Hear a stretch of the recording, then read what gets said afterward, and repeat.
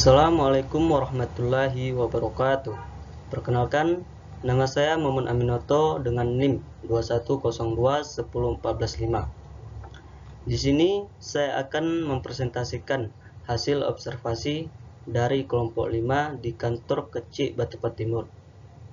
Tugas ini untuk memenuhi tugas akhir mata kuliah Kapita Selekta Administrasi Publik. Baiklah, langsung saja ke pembahasan. Yang pertama itu tentang penerapan kebijakan publik di kantor kecil Batupat Timur. Penerapan kebijakan publik di kantor kecil Batupat Timur seperti halnya di kampung atau desa lain di Aceh, Indonesia, memiliki beberapa karakteristik dan tantangan yang unik. Materi selanjutnya itu tentang jenis kebijakan publik. Kebijakan publik yang diterapkan di kantor kecil Batupat Timur dapat dikategorikan ke dalam berbagai bidang. Yang pertama, bidang pendidikan. Dalam bidang pendidikan ini terbagi menjadi dua. Yang pertama, menerapkan kebijakan terkait dan pendaftaran penerimaan peserta didik baru. Dalam bidang pendidikan ini, kantor kecil bekerja sama dengan sekolah-sekolah di Kampung Batupat Timur untuk memastikan bahwa semua anak usia sekolah terdaftar dan diterima di sekolah yang sesuai. Kecil membantu anak-anak dari keluarga miskin atau keluarga kurang mampu. Yang kedua itu penyediaan sarana dan prasarana pendidikan. Kecil bekerja sama dengan masyarakat dan pihak terkait lainnya untuk membangun dan memperbaiki infrastruktur sekolah di Kampung Batupat Timur, seperti ruang kelas, perpustakaan, dan laboratorium. Kecil membantu sekolah-sekolah di Kampung Batupat Timur untuk mendapatkan bantuan dana dari pemerintah untuk pengadaan sarana dan prasarana pendidikan.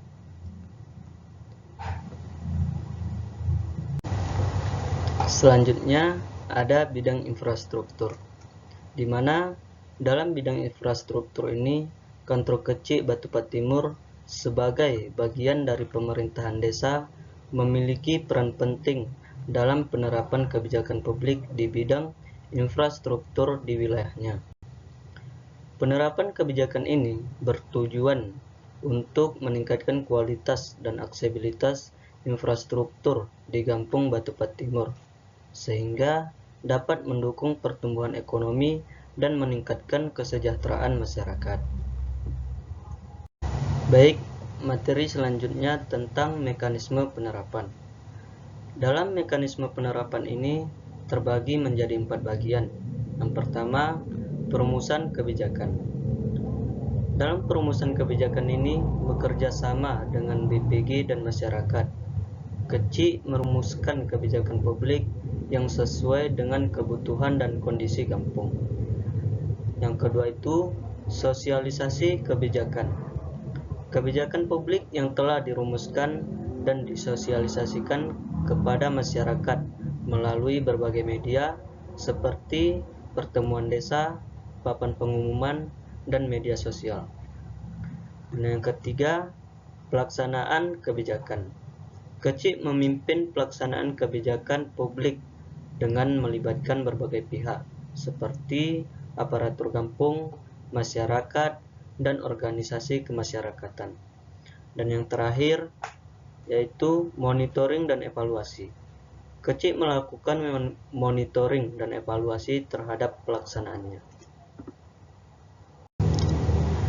Selanjutnya ada tantangan.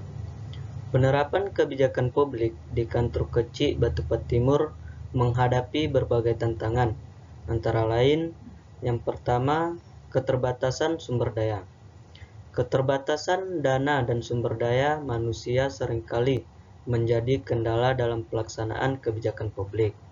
Dan yang kedua, kurangnya koordinasi. Kurangnya koordinasi antar pihak terkait seperti kecil, BPG, dan masyarakat dapat menghambat efektivitas pelaksanaan kebijakan publik. Adapun dampak positif dan negatif dari kantor kecil Batupat Timur ini, dampak positifnya terbagi menjadi beberapa bagian. Yang pertama, akses pendidikan, meningkatnya kualitas kesehatan, meningkatnya infrastruktur, meningkatnya pertumbuhan ekonomi, dan meningkatnya partisipasi masyarakat. Adapun dampak negatifnya, yang pertama, ketimpangan akses, kurangnya efektivitas, dampak lingkungan, dan konflik kepentingan. Baiklah, dari hasil pemaparan yang saya sampaikan, dapat disimpulkan penerapan kebijakan publik di kantor kecil Batupat Timur memiliki berbagai dampak terhadap kesejahteraan masyarakat, baik dampak positif maupun negatif.